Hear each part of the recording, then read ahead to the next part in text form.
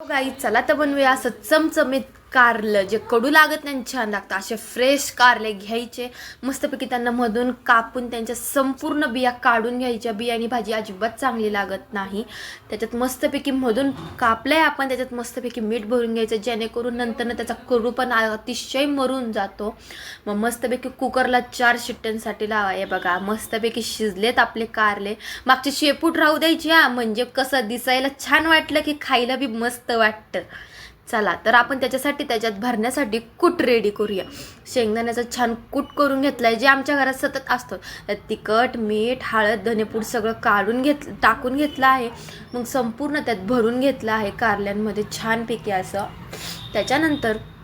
मस्तपैकी संपूर्ण भरून झालेत आता मस्तपैकी एक भांडं घ्यायचं त्यात 2 पळी तेल ओतून जिरं कढीपत्ता लसूण टाकून घ्यायचा मग आपलं धनेपूड घालायचं जे आमच्या प्रत्येक भाजीत असतं आम्हाला फार आवडतं आणि चव बी छान लागते छान फ्राय करून घ्यायचं आपण जे भरलेले कारले होते ते त्याच्यामध्ये टाकून घ्यायचे ते संपूर्ण टाकून झाल्यानंतर जे आपल्या ताटात कूट उरण ते सुद्धा टाकून द्यायचं म्हणजे जेणेकरून भाजीला छान रस्सेदार भाजी होती कोरडी होत नाही चपाती संग रस्सेदार भाजी छान लागते